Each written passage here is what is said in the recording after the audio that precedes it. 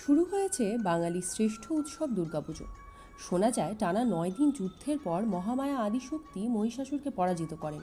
তাই মর্তে যুদ্ধের প্রথম দিন থেকে শুরু হয় দেবীর আরাধনা এবং শেষ দিনে মায়ের যুদ্ধজয় পালন করা হয় বিজয়া দশমী।